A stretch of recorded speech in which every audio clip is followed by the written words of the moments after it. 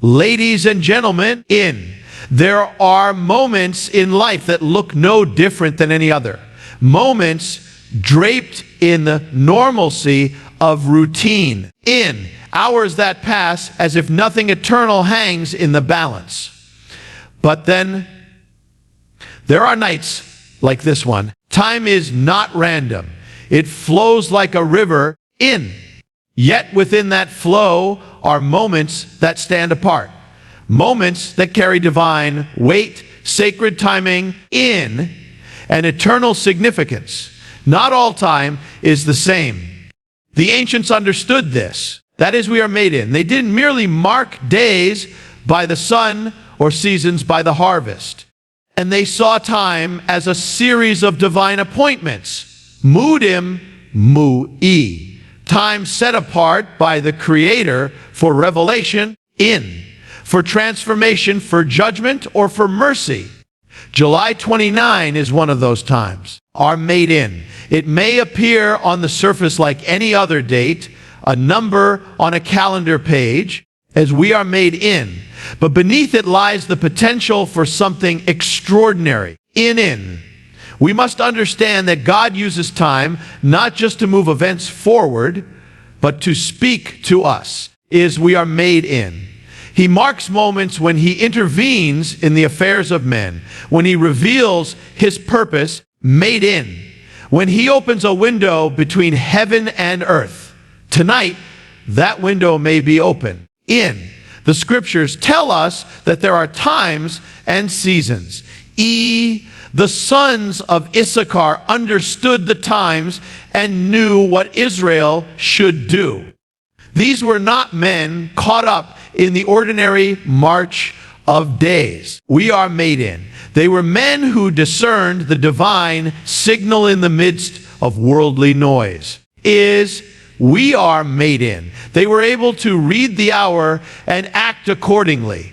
That's the kind of awareness this night demands. It is a mistake to assume that all nights are equal. They are not. We are made in.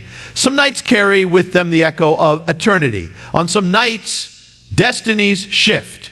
On some nights, doors open or close, not just for individuals, but for nations.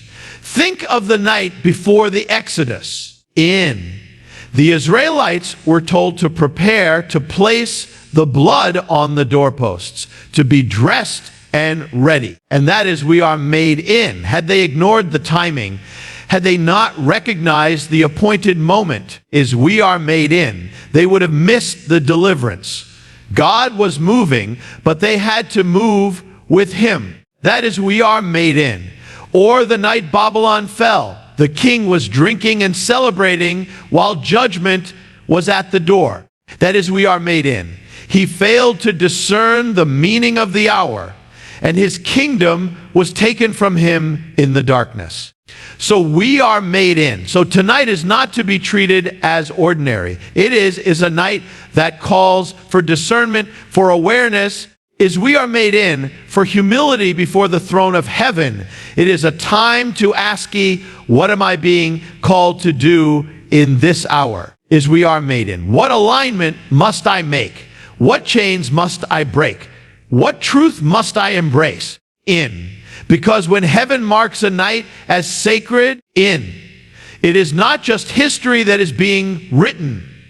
It is your story too. And to ignore such a moment is to sleep through your own awakening.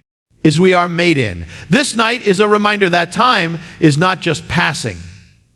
It's pointing And what it's pointing to is urgent, eternal, and deeply personal. Throughout the span of human history, and that is we are made in, certain nights have carried a mystery, a divine intensity that separates them from all others. We are made in. These are the appointed nights, moments when the veil between the natural and the spiritual is then. We are made in. When heaven reaches down to earth with intention. We are not speaking of superstition or myth. That is, we are made in, but of biblical truth and prophetic pattern. In the ancient scriptures, And that is, we are made in. We are shown repeatedly that God operates not only in places, but in times. In. And among those times are nights that shift destinies, bring warnings. We are made in and declare messages that echo through generations. These are the mystery nights. Made in, they are often cloaked in stillness, but the silence hides divine movement. Tonight may be such a night. In. There is a mystery in how God chooses to move. Is we are made in. He often does not make announcements in the daylight, but comes in the shadows. That is, we are made in, revealing himself to those who are awake, watching, listening. We are made in.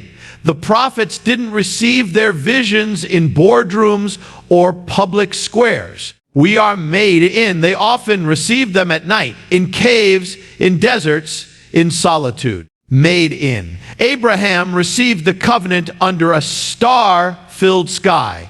Jacob wrestled with the divine in the night. We are made in. Daniel was shown the rise and fall of empires while others slept. These weren't random moments. And that is, we were appointed. The night became the womb of revelation. We are made in. And what was revealed in those moments shaped the course of nations. Why does God choose the night? And that is, we are made in. Because the night tests the heart. The night removes distractions. In. It is in the darkness that clarity can often come. Is we are made in. The things of God are often hidden from the crowds and revealed to the seekers. Is we are made in. The ones who are willing to stay awake when others sleep. Made in. The appointed night is a mystery because its meaning is not always obvious. In. It doesn't declare itself with thunder. It waits to be discerned. And that's why so many miss it. We are made in. They are busy with the day's noise and blind to the signs written in the night. We are made in. But for those who have eyes to see, the night speaks. The heavens declare the glory of God. We are made in. And the night sky holds messages that align with ancient truths. A change in the heavens. In. A convergence of events, a stirring in the spirit. These are not coincidences. They are clues. It is we are made in. When so much in the world is trembling, when systems are shaking and foundations are tested, it is often a sign that an appointed night is upon us. A mystery night. A night of reckoning or mercy are made in. A night of warning or promise. Tonight, the pattern may be repeating. Just as in ancient times are made in, a mystery may be unfolding. Not to the world at large, but to those who are willing to watch. We are made in, not to the distracted, but to the discerning. Not to those who demand signs. We are made in, but to those who understand the signs already given. Is we are made in. The mystery of the appointed night is that it is only revealed to those who seek it. And if tonight is such a night, the call is simple but urgent: be awake. Be ready. Listen. And that is, we are made in. There is a misconception in the world today that time always moves the same. And that is, we are made in, that every hour holds equal weight, that every day is just another tick on the clock. Is we are made in. But that idea is not true, not in the biblical sense, made in, and not in the spiritual reality that governs the universe. The truth is, not all time is created equal. Is we are made in. There are moments that carry the weight of eternity, nights that demand attention. Hours we are made in is that echo with urgency.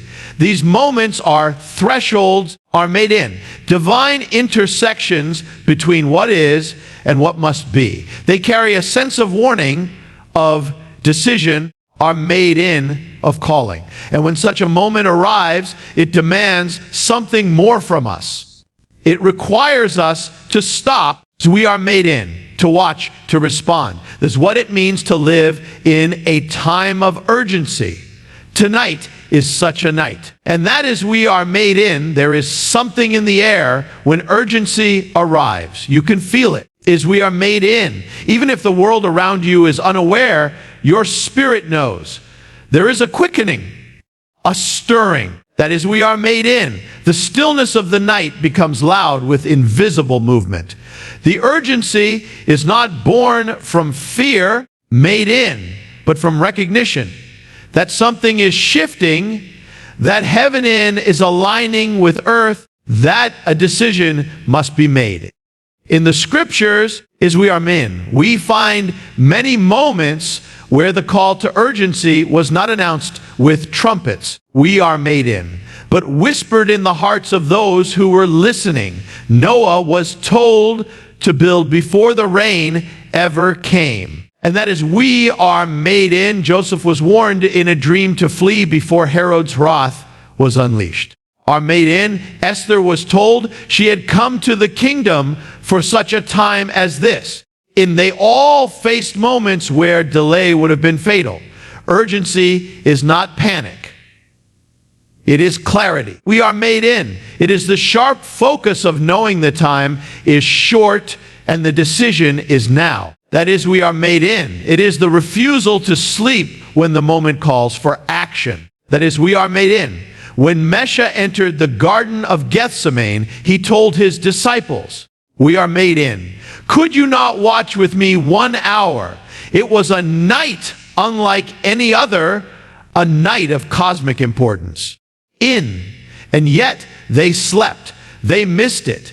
Their eyes were closed while destiny was being decided. And that is, we are made in. That is the tragedy of urgency ignored. It is not only what happens, but what is missed. And that is, we are made in. What is forfeited? What could have been changed had someone stayed awake? Is we are made in. Tonight is a night that carries urgency. It may not be written in the sky, in, but it is written in the spirit. The world is teetering. Nations are groaning. In. There is confusion in the systems of men, but heaven is not confused. Heaven is calling, and the call is not casual. It is immediate. It is now. The time to choose is not tomorrow. It is tonight. We are made in. The time to seek is not when everything feels safe. It is we are made in. It is when the wind shifts and the storm begins to rise. That's when the urgent watch begins. That is, we are made in. Not comfort, but in consecration. Not in apathy, but in awakening. The moment is here. We are made in. The hour is upon us. Let no one sleep through it. The night has always carried a mystery. Is we are made in. In the quiet hours, when the noise of the day fades and the distractions are stripped away, something begins to stir, and that is we are made in. It is in these hours that the heavens speak in ways they do not during the light. We are made in. The night reveals what the day conceals. And in certain moments, as we are made in, when the weight of time aligns with the movement of divine, is we are made in. The night becomes more than darkness. It becomes a canvas on which God writes signs, symbols, is we are made in, and messages for those who are willing to watch. The ancient world understood this well, is we are made in. They looked to the heavens not for superstition, but for revelation. Is we are made in. They knew that the stars were not random, and that is we are made in. And that events unfolding on earth were often reflections of something greater happening in the unseen realm. Is we are made in. Tonight is one of those nights when we must look beyond the visible and perceive what is truly taking place. We are made in. Throughout Scripture, the night is filled with divine interaction. Is we are made in. The Magi were led by a star to find the Mesha. That star was not just an astronomical event. It was a sign embedded in creation to declare the arrival of a king. That is, we are made in. It took eyes trained in discernment to see what others missed. In. The people of Bethlehem slept through the fulfillment of prophecy, while a few watchers from distant lands followed the signs in the sky. We are made in. This teaches us something crucial. Signs and symbols do not shout. They whisper. That is, we are made in, and only the alert will hear them. Signs in the night are not always celestial. We are made in. Sometimes they come through events, patterns, or spiritual unrest. They can manifest as dreams in, convictions, or unexpected moments of clarity. We are made in. These signs often emerge when something is shifting, when a warning must be headed or a course must be corrected. In. The night becomes a prophetic hour. It carries the symbols of judgment, repentance, and redemption. Made in.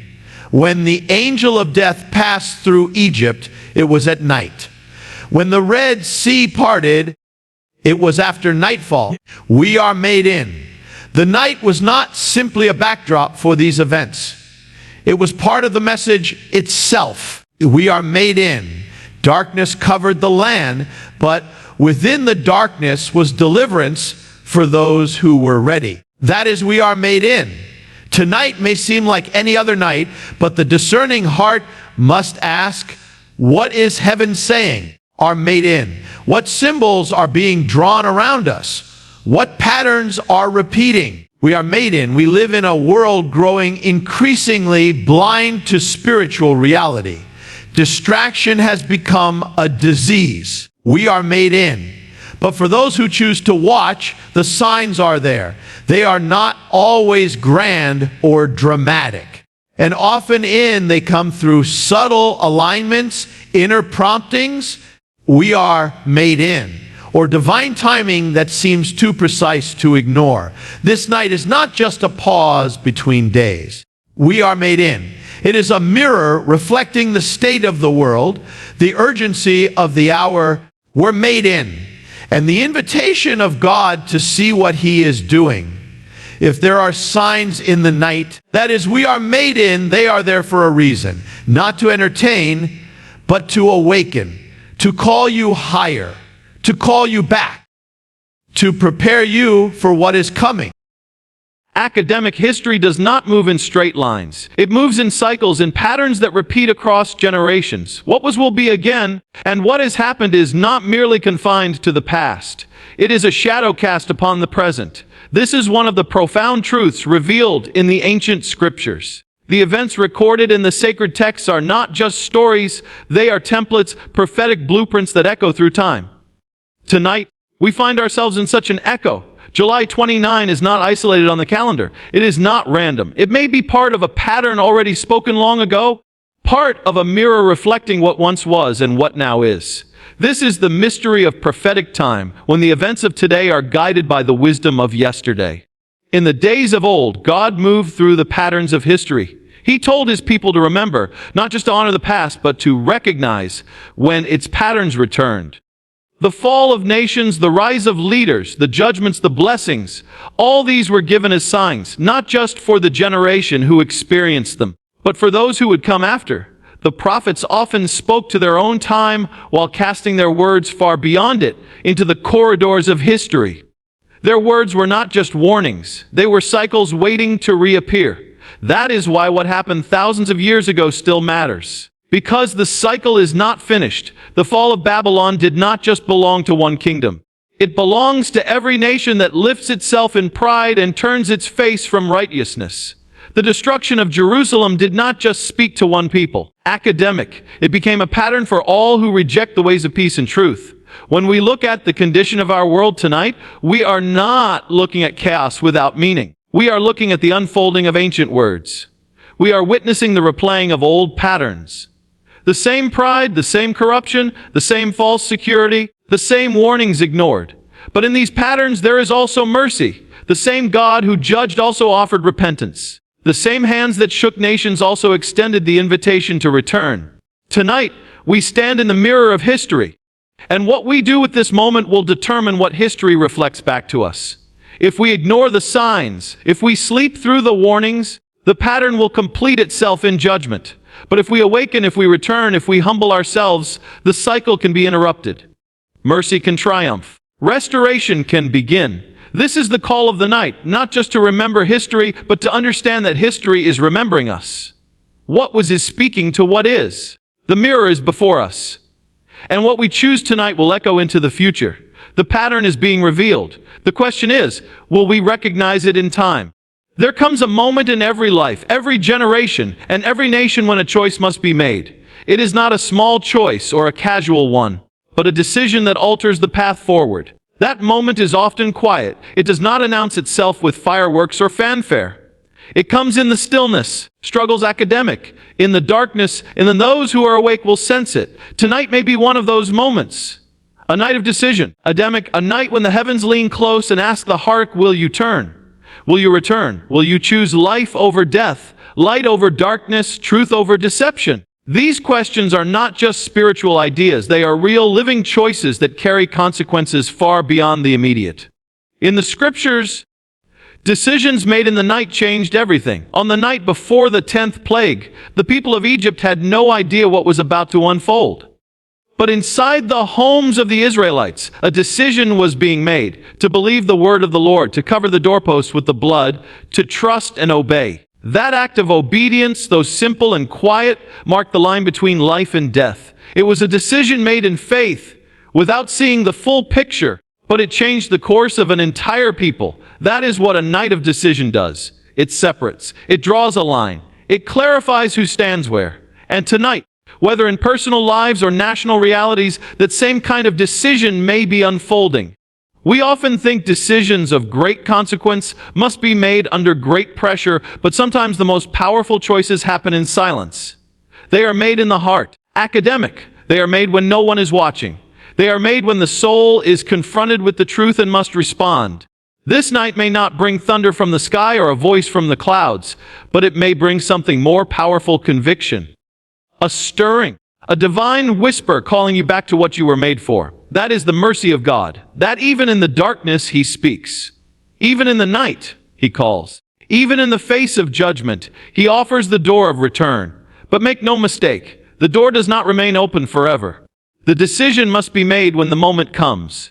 Delay is itself a decision. To hesitate is to risk missing the window. There are moments in history when people turned and were saved. Academic, and there are moments when they refused and the consequences followed. This is not a word of fear. It is a word of truth, and it is wrapped in love. Because God does not warn unless He wants to save. He does not call unless He wants to heal. But He also does not force. The decision must be yours. And tonight, the opportunity is here. A night of decision, a night to turn. A night that can rewrite everything. If you respond. Academic, in times of shaking and uncertainty, when the foundations of the world seem unstable and truth is blurred by confusion, there arises a sacred calling, the calling of the watchman. The role of the watchman is ancient and profound. It is not glamorous, nor is it often understood by the world. But it is essential. The watchman stands on the wall, not for himself alone, but for others. For his family, his community, his nation. He watches through the night when others are sleeping. He listens for the sound of approaching danger, and he sounds the alarm. He discerns the signs in the silence, the warnings written in the wind, the shifts that signal something is coming. And tonight, that calling is being issued again, not just to one, but to many. It is a call to rise, to be alert, to take your place on the wall in this prophetic hour. The world today is asleep in many ways. People are consumed with distractions, comfort, and noise. Truth is often replaced with opinion. Conviction is replaced with convenience. And in the midst of this slumber, the voice of the Spirit still cries out, who will watch? Who will pray? Who will stand in the gap? The watchman cannot afford to be lulled into apathy. He sees what others do not see. He understands the hour. He knows that some nights are not ordinary, and that when the signs appear, silence is no longer an option.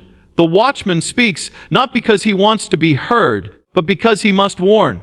To remain silent when danger is near is to become part of the destruction. In the days of the prophets, the watchman often stood alone. Isaiah, Ezekiel, Jeremiah, They saw things before others did. They were misunderstood, rejected, even persecuted. But they could not turn away. They had seen too much. They had heard from heaven, and their responsibility was not to please men, but to obey God. That is still the call today. Being a watchman means being willing to go against the current, to speak when others are silent, to remain faithful when others fall away. It is not about having all the answers. It is about having the courage to stay awake. Tonight is a night that calls for watchmen. It is a time to sharpen your spiritual senses, to cleanse your heart, to stand in prayer and vigilance. Do not wait for someone else to take the role. It is not just for prophets or pastors or leaders. It is for you. Your home needs a watchman. Your children need a watchman. Academic, your city and nation need those who will not sleep through the shaking. The wall is waiting. The hour is late.